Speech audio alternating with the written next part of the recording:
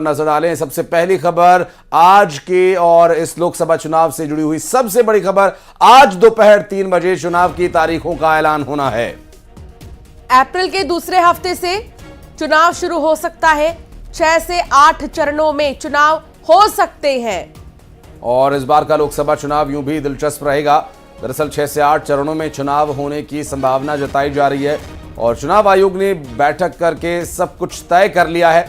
और कल ही इस बात की घोषणा हो चुकी थी कि आने वाले कल यानी आज के दिन दोपहर 3 बजे जो प्रेस कॉन्फ्रेंस होगी बाकायदा उस पर विस्तार पूर्वक जानकारी साझा करेंगे चुनाव आयोग के अधिकारी। 2 नए चुनाव आयुक्तों की नियुक्ति के बाद तत्काल सब कुछ तय कर लिया गया है, चूंकि लगभग चीज़ें पहले से ही तय थी अंशिका, और अब चूंकि इसका ऐलान किया भर जाना बाकी है और आज दोपहर 3 बजे वो भी हो जाएगा और मॉडल कोड ऑफ कंडक्ट लग जाएगा। और लोकतंत्र के इस महापर्व का, महासंग्राम का रणभेरी बजने के बाद क्या नज़ारा होगा, क्या तैयारियां राजनीतिक दलों की रहेंगी, ये भी देखने का विषय होगा और दिलचस्प होगा ये सारा महासमर देखना। बिल्कुल, और क्योंकि इंतजार था बेसब्री से हर किसी को कि आखिर तारीख वो क्या होंगे लोकसभा चुनाव के, तो अब वो घड़ी आ गई है, इंतजार खत्म होने वाला है। आज 3 बजे के करीब चुनाव आयोग की प्रेस कॉन्फ्रेंस हो सकती है और आज 3 बजे प्रेस कॉन्फ्रेंस में ही ये पता चल जाएगा कितने चरण में चुनाव होंगे और किस तारीख को चुनाव होंगे। कहा यह भी जा रहा है कि मई में दूसरे या तीसरे हफ्ते में रिजल्ट्स आ सकते हैं। तो 2019 में भी कुछ इसी तरह से पूरा माहौल बना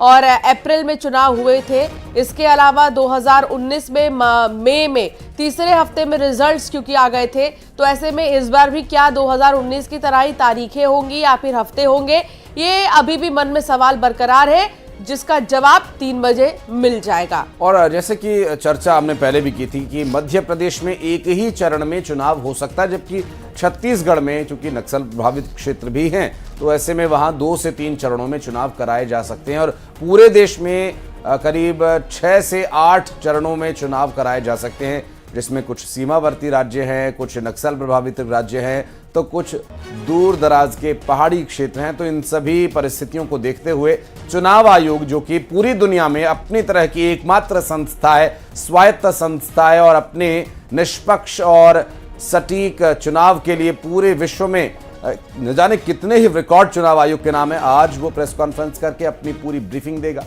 रहेगी हमारी नजर। तो प्रधानमंत्री ने देशवासियों के नाम एक चिट्ठी लिखी है, हमारा आपका 1 दशक का साथ पूरा हो रहा है। प्रधानमंत्री ने बताया 10 साल में लोगों के जीवन में सकारात्मक बदलाव आए हैं और सकारात्मक बदलाव सरकार की सबसे बड़ी पूंजी है। सरकार के काम के सार्थक परिणाम सामने आए हैं। प्रधानमंत्री ने कहा कि राष्ट्र निर्माण के प्रयास बिना रुके जारी रहेंगे। बीते दशक में बुनियादी ढांचे का आधारभूत निर्माण हुआ। आपके विश्वास से धारा 370 को निष्प्रभावी भी किया जा सका और साथ ही जीएसटी को लागू किया गया। 140 करोड़ परिवारजनों का विश्वास मेरे साथ है और ये प्रधानमंत्री नरेंद्र मोदी ने लिखा भारत देश के देशवासियों के लिए और उन्होंने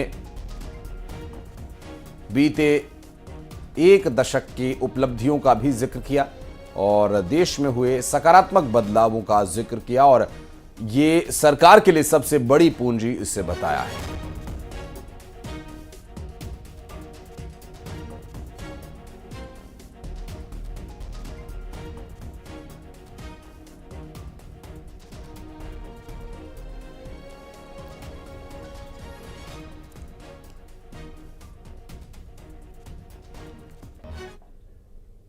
और अब बात एमपी के अलग अलग शहरों में 3 अलग जगहों पर आग लगने की खबर आई। दरअसल मुरैना त्रिपाल के गोदाम में आग लगने का एक मामला सामने आया और घंटों की मशक्कत के बाद आग पर किसी तरह से काबू पाया जा सका। मंदसौर में युवक ने खुद के घर में ही आग लगा ली। दरअसल ये शराब के नशे में था और इसने अपने ही घर को आग के हवाले कर दिया। जबलपुर में ये जो आगजनी का मामला सामने आया, अचानक आग लगी एक वैन में। 3 तस्वीरें इससे जुड़ी हुई हम आपको दिखा रहे हैं। आगजनी की ये 3 घटनाएं जिसमें एक घटना तो ऐसी है जिसमें खुद एक शख्स ने अपने घर में ही आग लगा ली शराब के नशे में। तो ये 3 तस्वीरें आगजनी की दुर्घटना से जुड़ी हुई हम आपको दिखा रहे हैं। मुरैना, मंदसौर और जबलपुर से ये 3 दुर्घटना सामने आई हैं और इस तस्वीर को देखकर सावधान रहने की आवश्यकता है। गाड़ी वाहन चलाते समय बेहद सावधानी बरतें और कार्यक्षेत्र में भी सावधानी बरतें। और बात करते हैं होली के पहले छत्तीसगढ़ के कर्मचारियों को मिली खुशखबरी की। साय सरकार ने कर्मचारियों को 4% महंगाई भत्ता बढ़ा कर दिया है, जिसके बाद कर्मचारियों का महंगाई भत्ता बढ़कर 46% हो गया है। वहीं पंचायत सचिवों की हड़ताल की अवधि का वेतन भी मिलेगा। जो कर्मचारी हैं उनके 7वें वेतनमान में 4% महंगाई भत्ता एवं पेंशनों के महंगाई राहत में 4% की वृद्धि का सरकार ने निर्णय लिया है, जिसकी घोषणा हम आज कर रहे हैं। और यह महंगाई भत्ता और यह महंगाई राहत 1 मार्च 2024 से लागू होगा। तो चुनाव की तारीखों के ऐलान से पहले एमपी में सरकार ने थोक भाव में आईएएस और आईपीएस अफसरों के तबादले किए। दरअसल सरकार ने 9 आईएएस अफसरों के ट्रांसफर करने के साथ ही 47 आईपीएस अधिकारियों के भी तबादले किए और तबादला आदेश के तहत उज्जैन संभाग के कमिश्नर संजय गोयल को तकनीकी शिक्षा, कौशल और रोजगार विभाग में सचिव बनाया गया है। तो वहीं श्रम आयुक्त संजय गुप्ता को उज्जैन संभाग का कमिश्नर बनाया गया है। 11 जिलों में नए एसपी तैनात किए गए हैं। निवेदिता गुप्ता को सिंगरौली का एसपी बनाया गया है। अमन सिंह राठौर को शिवपुरी का एसपी बनाया गया है।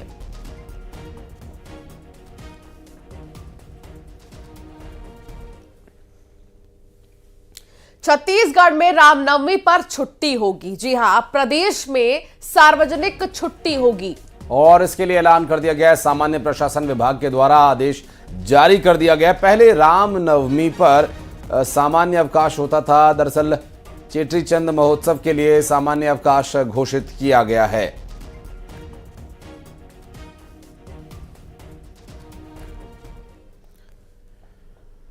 ग्वालियर किले को हेरिटेज कैटेगरी में जगह मिली है। यूनेस्को ने किले को हेरिटेज कैटेगरी में अस्थायी सूची में शामिल किया है। आपको बता दें कि चंबल की रॉक कला को भी हेरिटेज कैटेगरी में अस्थायी सूची पे जगह मिली है। यूनेस्को की हेरिटेज कैटेगरी में जगह मिलने से अब पर्यटन बढ़ेगा, टूरिज्म बढ़ेगा। नवंबर 2023 में यूनेस्को ने ग्वालियर को सिटी ऑफ म्यूजिक का दर्जा दिया था।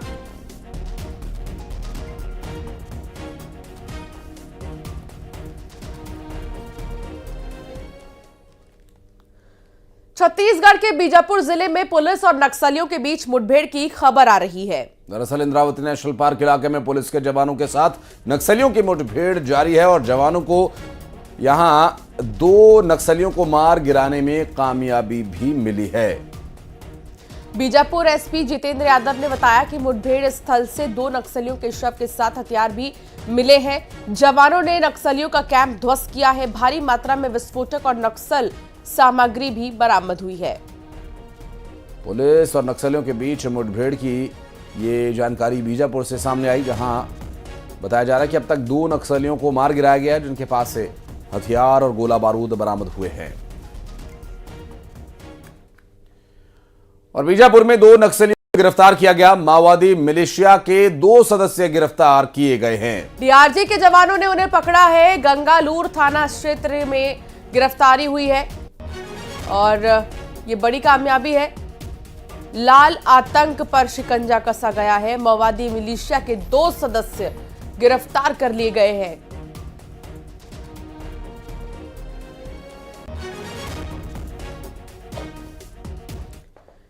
जशपुर में लगभग 10 साल बाद नक्सली आहट हुई है। पिछले 10 साल में जशपुर जिले में कोई भी नक्सली गतिविधि नहीं हो रही थी, लेकिन मंगलवार को कुनकुरी क्षेत्र से 3 नक्सलियों और उनके सहयोगियों को AK-47 और 90 राउंड जिंदा कारतूस के साथ गिरफ्तार करने के बाद लोगों के मन में कई सवाल खड़े हो रहे हैं और सीएम के विधानसभा से नक्सलियों की गिरफ्तारी भी कई सवालों को जन्म दे रही है। पुलिस के मुताबिक भले ही नक्सली सिर्फ छिपने आए थे, लेकिन जिस तरीके से इनके पास हथियार मिले हैं उससे इलाके के लोग दहशत में हैं।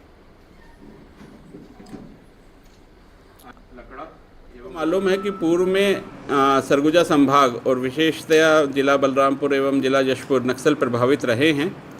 वर्तमान में सरगुजा संभाग में नक्सली गतिविधियां पूर्णतः नियंत्रण में हैं। इनके द्वारा यहां पर शेल्टर लेने की कोशिश की गई थी और कुछ आरोपियों द्वारा इनको यहां पर सहयोग भी प्रदान किया गया, जिस पर पुलिस द्वारा तत्परता से कार्रवाई करते हुए इनको गिरफ्तार किया गया है। आगामी विवेचना में जिस प्रकार के तथ्य सामने आएंगे तदनुसार कार्रवाई की जाएगी। और उधर सतना में विद्युत विभाग के आउटसोर्स कर्मचारी और उपभोक्ता के बीच विवाद के बाद मारपीट हो गई। दोनों पक्षों ने एक दूसरे पर लठ बरसाए हैं। घटना तना सिटी कोतवाली थाना क्षेत्र के पावर हाउस कार्यालय की है। दरअसल विद्युत विभाग के कार्यालय में विद्युत विभाग के कर्मचारी मजीद और उपभोक्ता दादूलाल यादव के बीच बिजली कनेक्शन काटने को लेकर विवाद हुआ और उपभोक्ता दादूलाल का लगभग 27,000 रुपया बिजली का बिल बकाया है, जिसकी वसूली के लिए बीते दिनों विद्युत विभाग के कर्मचारी और अधिकारी उपभोक्ता के घर पहुंच गए, जहां विवाद हुआ था। उपभोक्ता की बिजली काट दी गई। इसी से नाराज होकर उपभोक्ता अपने अन्य साथियों के साथ विद्युत विभाग के कार्यालय पहुंचा और मारपीट हो गई। पुलिस ने दोनों पक्ष की शिकायत लेकर मामला दर्ज कर दिया है। मामला तना थाना क्षेत्र का बताया जा रहा है।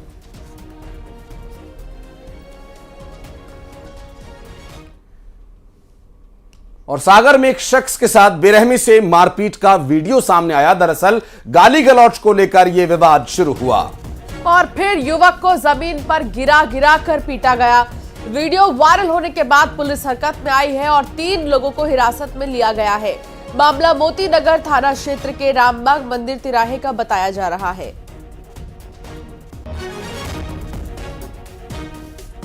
संज्ञान में आया है। इसमें 3-4 लोग एक व्यक्ति के साथ मारपीट करते हुए दिख रहे हैं। उसके अलावा भी अन्य लोग प्रत्यक्षदर्शी आसपास खड़े हुए दिख रहे हैं। इसमें रात में जब इस मामले का संज्ञान लिया गया और पूरा इसमें ढूंढा गया, लोग चिन्हित किया गया, तो मामला ये निकल के आया कि वहाँ पर गुजरते हुए आपस में जो व्यक्ति है गाली गलौज होने से किसी बात पे ये झगड़ा शुरू हुआ और फिर 3 लोगों ने इस व्यक्ति की मारपीट की है। उसका इलाज चल रहा है। उनकी तरफ से FIR ले ली और तीनों आरोपियों को गिरफ्तार कर लिया। और मुरैना से एक बड़ी खबर आपको बता दें, सेक्स रैकेट का भांडाफोड़ हुआ। पुलिस ने कैला देवी लॉज में छापा मारा और 7 महिलाओं सहित 2 पुरुषों को पकड़ा। पुलिस ने आपत्तिजनक सामग्री भी बरामद की है। डीएसपी बिंदु के नेतृत्व में कार्रवाई हुई और मामले की जांच में पुलिस जुटी है।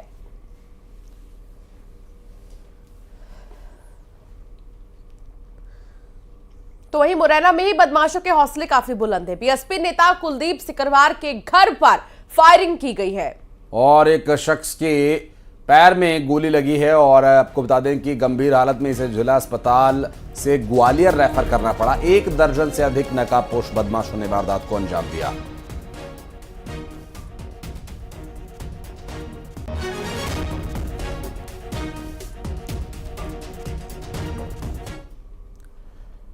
मध्य प्रदेश सरकार अवैध कॉलोनियों को रोकने के लिए सख्त कानून बना रही है। नगरीय प्रशासन मंत्री कैलाश विजयवर्गीय ने इसकी जानकारी दी। एमपी में अवैध कॉलोनियां बड़ी संख्या में बन रही थी, उन्हें रोकने के लिए सख्त कानून बनाया जा रहा है। अभी नगर निगम, पालिका, पंचायत इनमें बिल्डिंग परमिशन में एकरूपता नहीं है। दरअसल कैलाश विजयवर्गीय ने कहा कि एकरूपता लाने की दिशा में काम किया जाएगा, जिससे अवैध कॉलोनियां बनने से रोकी जा सकेंगी। के शहरों में अवैध कॉलोनियाँ काफ़ी संख्या में बन रही थी।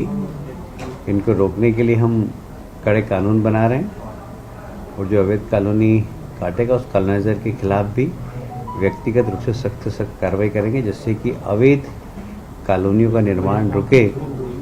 और अवैध कॉलोनियाँ बनने से जो मास्टर प्लान को हम व्यवस्थित शहर के रूप में बसाना चाहते हैं, उसमें बहुत अड़चनें आती हैं। इसलिए प्रदेश में अवैध कॉलोनियाँ नहीं बने, उसके लिए कड़े प्रावधान करने वाले हैं। मुख्यमंत्री डॉक्टर मोहन यादव ने भोपाल में परी बाजार में गोलघर स्मारक का शुभारंभ किया और इस मौके पर उन्होंने कहा कि भोपाल रियासत के अवशेषों को देखकर उस समय की कल्पना और निर्माण की विशेषता देखी जा सकती है। भोपाल तालाब भी इसी का उदाहरण है। सीएम ने कहा कि कितनी भी बारिश हो जाए, बड़ा तालाब कभी अपनी सीमा को नहीं तोड़ता है।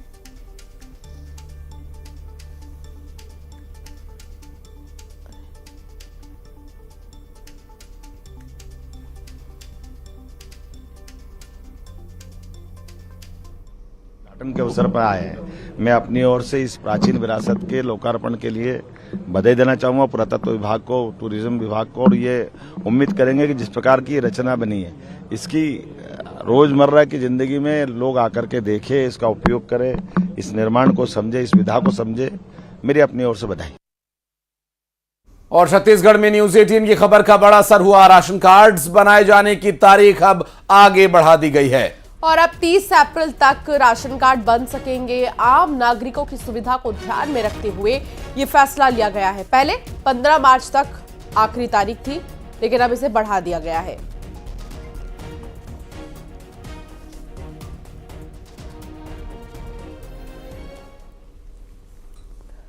आचार संहिता लगने से पहले मोहन सरकार की कर्मचारियों को बड़ी सौगात। दरअसल मध्य प्रदेश सरकार ने कर्मचारियों का महंगाई भत्ता बढ़ा दिया है और ये 4% महंगाई भत्ता बढ़ने के बाद 42 से बढ़कर 46% हो गया है। और आपको बता दें कि 42% की जगह अब 46% महंगाई भत्ता मिलेगा। बढ़ा हुआ 1 मार्च 2024 से माना जाएगा। अप्रैल महीने में भुगतान होगा। मध्य प्रदेश में 4.5 लाख सरकारी रिटायर्ड कर्मचारियों को फिलहाल इंतजार करना होगा। रिटायर्ड कर्मचारियों को फिलहाल 38% महंगाई भत्ता मिल रहा है। हमने तय किया कि हमारे लिए खास करके अधिकारी कर्मचारियों के लिए वर्तमान जो महंगाई भत्ते की दर 42 है उसको 46% करने की हमने निर्णय किया है और ये 7वें वेतनमान के अंतर्गत 1 जुलाई 2023 से इसको मध्य प्रदेश में लागू करेंगे। आज के इस दौर में खासकर थोड़ा कठिन समय है, लेकिन उसके बावजूद भी हमने अपने स्रोत से ये सुविधा देने का प्रयास किया है।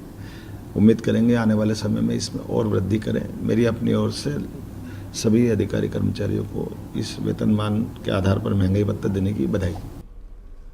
और बालोद में एक नाबालिग लड़की ने खुदकुशी कर ली। फांसी लगाकर उसने अपनी जान दे दी। प्रेमी के घर पर आत्महत्या की है। गुरूर थाना क्षेत्र की घटना। और फांसी लगाने वाली नाबालिग बताई जा रही है। बालोद से पूरा मामला सामने आया, जहां पर फांसी लगाकर आत्महत्या किए जाने की बात सामने आई और प्रेमी के घर पर ही उसने आत्महत्या की।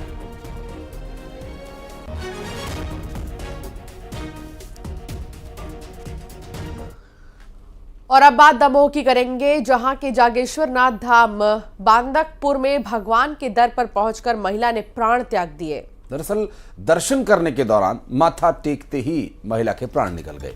आपको बता दें कि मृतक महिला मुन्नीबाई कुशवाहा नरसिंहपुर की रहने वाली थी, जो अपने परिचितों के साथ जागेश्वर नाथ धाम पहुंची और कई मिनट तक महिला के नहीं उठने के कारण परिजनों ने उसे उठाया तो पता चला कि वो अब जिंदा नहीं है।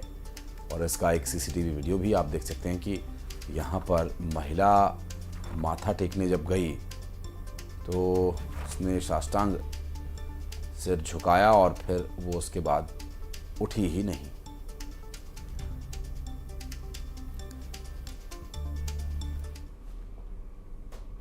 जो संभवतः जिसकी जानकारी आई है कि वो नरसिंहपुर की निवासी थी, दर्शन करते वक्त जो है वो अचेत हो गई थी और वहाँ से उनके परिवारजन जो है तुरंत उन्हें जो है संबंधित आसपास के अस्पताल ले गए थे। लोकल चौकी पर इस प्रकार की कोई भी जानकारी साझा नहीं हुई है। फिर भी अभी जानकारी जो सामने आई है तो इसके आगे जो है संबंधित परिवारजनों से बातचीत की गई है। उन्होंने जो है किसी प्रकार का शक संदेह होना नहीं बताया है और महिला के पुत्र ने जो है इस प्रकार की जानकारी दी है कि हमें अभी किसी प्रकार का कोई शक संदेह जो है अपनी माता की उस पर नहीं है। और यहाँ रुक रहे हैं एक बहुत छोटे से ब्रेक के लिए। फौरन हाजिर होंगे।